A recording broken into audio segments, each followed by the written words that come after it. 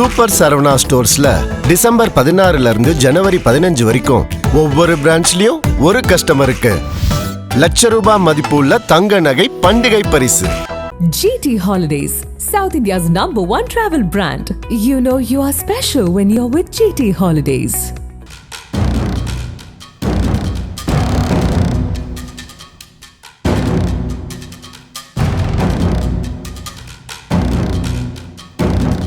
சென்னையிலிருந்து மதுரை நோக்கி தனியார் டிராவல்ஸ் பேருந்து ஒன்று சென்று கொண்டிருந்தது.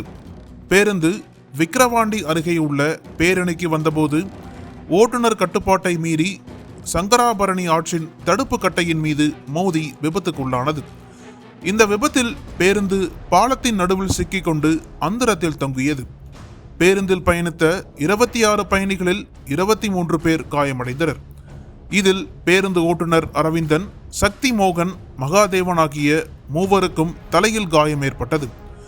மற்ற 23 பயணிகளுக்கு லேசான காயங்கள் ஏற்பட்டதால் பேருந்தில் இருந்தவர்களை அவசர கால வழியாக மீட்டு அருகிலுள்ள முண்டியம்பாக்கம் அரசு மருத்துவமனையில் சிகிச்சைக்காக அனுமதித்தனர். டிராவல்ஸ் ஓட்டுநர் தூக்க கலக்கத்தில் பேருந்தை இயக்கியதால் இந்த விபத்து ஏற்பட்டதாக கூறப்படுகிறது. பாலத்தின் மீது பேருந்து அந்தரத்தில் தொங்கியதில் உயிரிழப்பு ஏதுமின்றி அதிர்ஷ்டவசமாக அனைவரும் உயிர் தப்பினர். உடனடியாக சம்பவ இடத்திற்கு வந்த போலீசார் மீட்பு பணிகளை துரிதப்படுத்தினர். மேலும் விபத்து குறித்து விக்கிரவாண்டி போலீசார் வழக்கு பதிவு செய்து விசாரணை நடத்தி வருகின்றனர். பேருந்து விபத்தினால் சென்னை திருச்சி தேசிய நெடுஞ்சாலையில் போக்குவரத்து பாதிக்கப்பட்டது. கிரேன் மூலம் பேருந்தை அப்புறப்படுத்தி போலீசார் போக்குவரத்தை சீரமைத்தனர். இந்த நிலையில் இந்த விபத்து நடைபெற்ற போது பேருந்திற்கு பின்னால் இருசக்கர வாகனத்தில் சென்ற ஒருவர் பேருந்து விபத்தை தத்ரூபமாக தனது ஹெல்மெட்டில் இருந்த கேமராவில் பதிவு செய்திருந்தார். தற்போது அந்த வீடியோ சமூக வலைதளங்களில் வைரலாக பரவி வருகிறது.